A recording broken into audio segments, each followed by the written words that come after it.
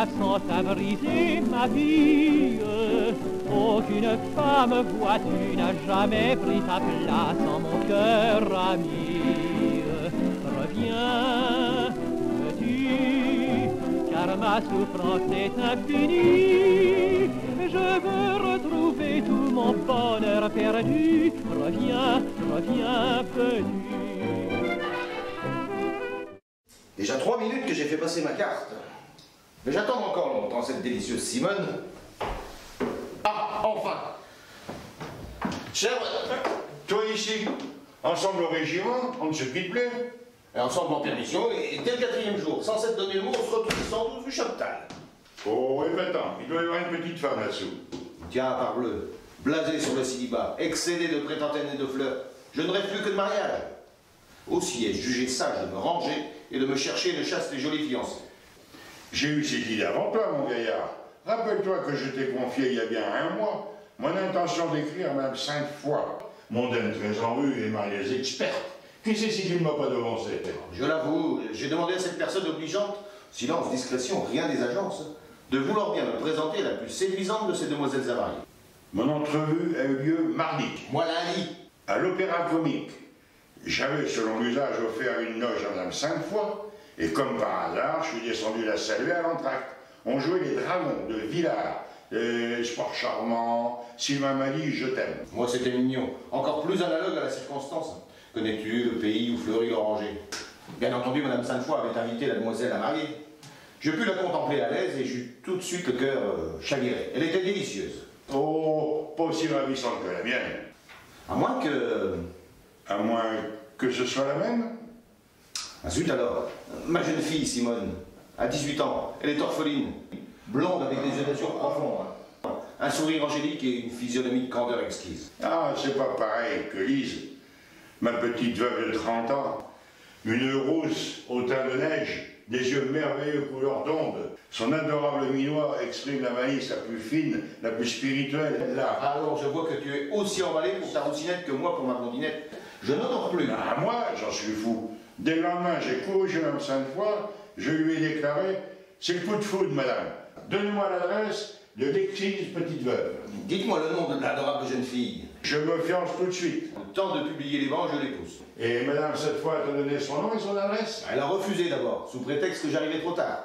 La demoiselle, au dernier acte de Mignon, lui aurait avoué qu'elle était fiancée depuis 2 semaines. Il ne fallait plus y penser. Ah, ben madame Sainte-Foy était non moins évasive avec moi. Après l'entrevue, m'a-t-elle objecté, je n'eus rien de plus pressé que de questionner mes amis, et profondément déçu, j'ai appris que notre inconsolable petite veuve allait entrer en religion. Même chanson qu'à moi, rien à faire. Et tu t'es résigné? Jamais de la vie.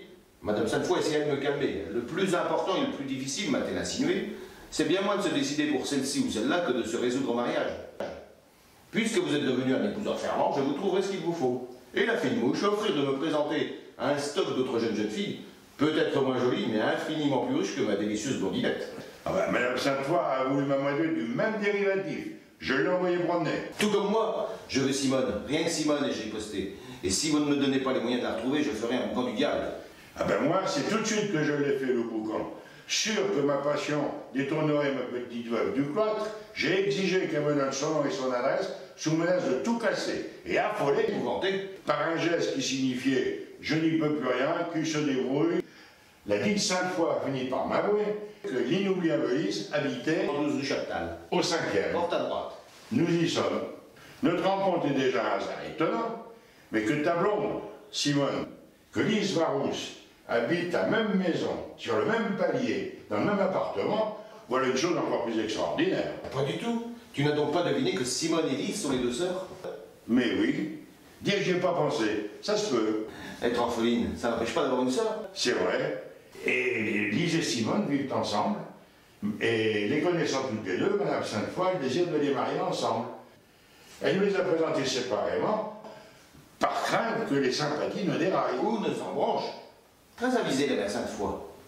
Mais pourquoi tant de chichi avant de se laisser arracher le nom et l'adresse? Oh, question de provenance, ou dépit de voir que nous voulons nous passer de son entremise. D'ailleurs, nous allons savoir, j'entends claquer des portes. Elles viennent. Aventure charmante. Double roman d'amour. Ma blonde. Ma rouge. Messieurs. Et les Brune. Encore plus piquante que rouge. plus angélique que blonde. Bonjour, monsieur Paul. Ça va, monsieur Gaston? Asseyez-vous, messieurs. Je vous en prie. Je venais, mademoiselle, Madame. vous déclarer lundi soir Mardi. à Mignon. Non, au Dragon de Villars. J'ai senti la plus grande émotion de ma vie. Une émotion profonde et inoubliable. Laisse-moi parler, voyons. Vous savez, dès la romance. Je sais. Espoir charmant. Sylvain m'a dit. Je t'aime. Moi Les aussi. faits ne ratent jamais. Moi, c'était connais-tu le pays? Où fleurit l'oranger. Aussi, je le connais. C'est toujours là que se déclenche la vue. À ce moment, j'ai senti... Et j'ai compris. Voyons, mon vieux, ne me coupe pas, tu me coupes tout le temps. Mais aussi, pourquoi tu racontes ça, madame? Ça ne l'intéresse pas, ça ne la regarde pas. Va le dire à sa sœur. Je n'ai pas de sœur, messieurs. Elle est bonne.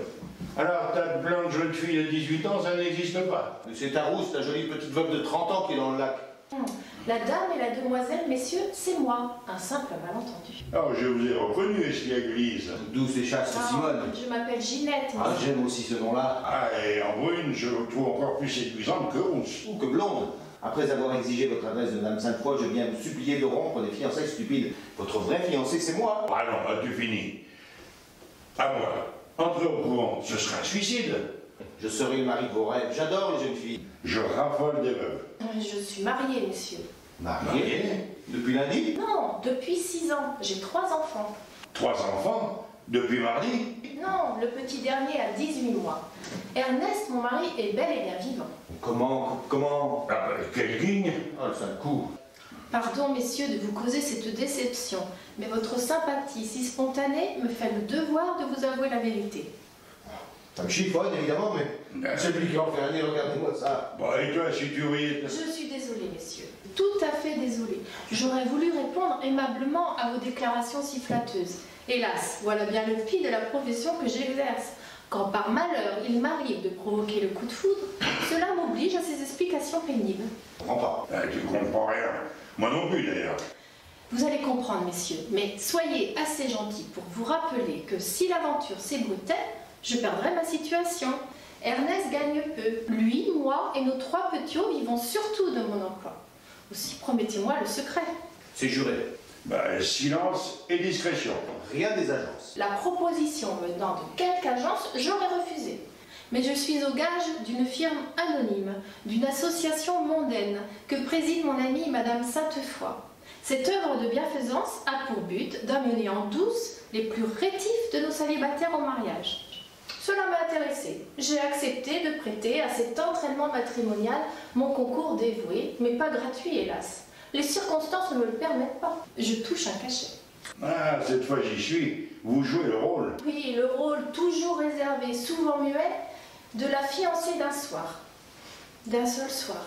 Moi, j'appelle ça l'amorce. Hein. Vous attirez le bougeon, vous le mettez en appétit, et dès qu'il attaque à touche plus vive, pss, vous vous escampez. Prétendu fiançailles, entrez au couvent. Alors, hors de lui, voyant trouble, emballé, le goujon se jette sur n'importe quelle autre amorce, et sans faire, prie, on le marie. Ça ne vous paraît pas malhonnête, j'espère. Bah, pas trop, mais tout de même, ce n'est pas très délicat. Convenez pourtant, messieurs, qu'on pourrait employer plus mal une frimousse encore fraîche et plaisante. Suis-je coupable? Je ne crois pas. En ramenant dans les chemins de la vertu tant de jeunes gens prêts à se perdre dans les sentiers du plaisir, en ranimant en eux l'amour de la famille, est-ce que socialement, moralement, patriotiquement, je ne remplis pas un grand devoir? Lutte contre les célibats, repopulation de la France, retour au foyer, etc., etc. Sans oublier la pure et simple charité, messieurs, car si je sors de l'ombre les agréments physiques dont la nature m'a gratifié, ce n'est pas pour moi, qui suis mariée et qui possède le bonheur, c'est au profit d'une foultitude de pauvres filles, plus ou moins disgraciées, qui, désolées, oubliées, délaissées, s'aigriraient, vieilliraient et se faneraient dans leur solitude désespérée. Ne suis-je pas généreuse en essayant de propager mon bonheur? Ça paraît d'abord un peu paradoxal, mais à bien réfléchir. Ça peut se soutenir. Mais dites-moi, chère madame, si chaque soir, à chaque acte, un fiancé nouveau prend place dans la loge, et si vous êtes payé à la représentation, ça doit vous faire tout de même en fin de mois une matérielle rondelette. Non, pas tant que ça. Madame Sainte-Foy ne me verse ma commission qu'après la noce, sans oublier qu'elle s'adjuge les fleurs, les bonbons et tout le casuel. Puis vous ne saurez jamais combien c'est fatigant. Il faut se préparer une physionomie, se faire une tête conforme au type que rêve le soupirant. Or, passer d'un jour à l'autre, de 17 à 30 ans, avoir une bouche rieuse ou grave, l'œil noir ou bleu, un nez en bec de corbin ou en trompette, ça demande des heures et des heures de maquillage. Quand le pouseur aime les brunes, ça va tout seul, mais devenir Blonde. Ou rousse. ça exige une perruque. Et la perruque, messieurs, c'est une vraie barbe. C'est lourd, ça gèle, c'est chaud, ça fiche la migraine. La jeune fille d'autrefois pouvait se taire et même avoir l'air bête. Au moins, ça reposait. Ce n'est plus ça. Le temps des oies blanches est passé. Couventine ou veuve, il faut flirter audacieusement. Et dame, quand le partenaire déplaît, il est dur d'être obligé de sourire et de jacasser quand on aimerait penser tranquillement à son mari, aux enfants, à la bonne, à tous les grands et petits tracas de son ménage. Si je n'avais pas fait 2 ans de conservatoire, classe de comédie, je ne m'en tirerais pas. Ça ne paraissait pourtant pas vous être pénible. Vous flirtez avec un naturel. Oh, mais parce que j'avais affaire à des clients courtois et gais qui me transformaient cette corvée en plaisir. Mais quand il faut ranimer des timides, calmer des audacieux, éteindre des incendies, allumer des glaçons, ça devient éreintant, sans oublier le spectacle. Depuis que je suis à l'agence, je veux dire à l'œuvre, j'ai vu les dragons 30 fois, les mignons 45 fois. Je rentre abruti. Pauvre petite madame, vous allez nous attendrir. Oh, moquez-vous, ce n'est pas tous les jours drôle. Madame Sainte-Foy ne veut prendre aucune responsabilité. Or, lorsque trop emballés, les jeunes gens à marier refusent de se laisser aiguiller vers d'autres fiancés, cette chère présidente me charge du soin de les décourager. Mais ce n'est pas ça qu'ils demandent. Oh, il y en a d'exaltés qui prennent la chose tragiquement et me font des scènes violentes. Ah, ça doit se payer en plus. Pas du tout, ça passe en profits et pertes. Et est-ce que vous figurez aussi les divorcés? Quelquefois. Et les jeunes filles douteuses? Oh, ça jamais, pour qui me prenez-vous? Mais j'ai tort de me fâcher avec vous, messieurs, ce fut charmant. Vous voulez nous dorer la pilule? Elle n'en est pas moins dure à avaler. Votre cas rappelle un peu celui du coucou. Oh non, messieurs, je n'emprunte jamais le nid des autres. Je le prépare, ce petit nid de bonheur. Je le rends aussi douillet que possible. Et quand une autre y prend ma place toute tienne, je m'envole d'un petit coup d'aile silencieux. N'est-ce pas chic de ma part? Ce qu'il y a de chic, c'est la façon dont vous plaidez votre cause. Aussi, le jury vous acquitte à l'unanimité. Oh, je vous remercie, mes chers fiancés d'un soir, vous êtes exquis. Faites-moi le plaisir, avant de vous retirer, de prendre une tasse de thé. Ernest est justement en train de faire goûter nos gosses. Je vous présenterai ma petite famille. Est-ce bien nécessaire? Nous sommes pressés. Oh, ce ne sera pas long. 2 tasses de plus, Ernest. J'invite des amis. Monsieur Gaston, votre bras. Le vôtre aussi, Monsieur Paul. Ernest, sucre messieurs. Pour cette fichée de nœud, elle s'en tire à bon compte.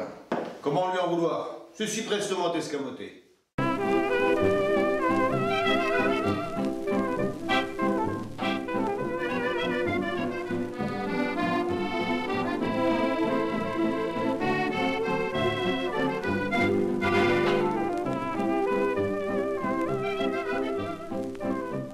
D'ailleurs, nous allons savoir, j'entends claquer des portes. Elles viennent. Aventure charmante. Double roman d'amour.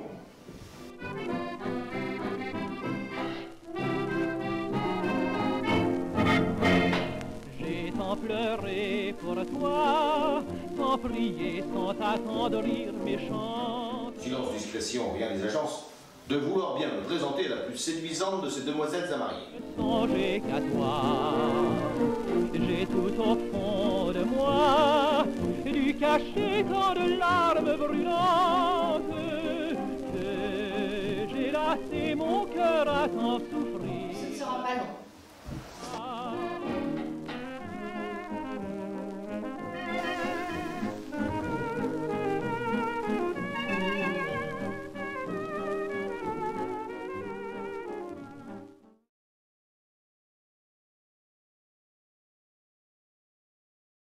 C'est la romance de Paris, au coin des ruelles fleuries, ça met au cœur des amoureux un peu de rêve et de ciel bleu. Ce doux refrain de nos faubourgs parle si gentiment d'amour que tout le monde en était pris. C'est la romance.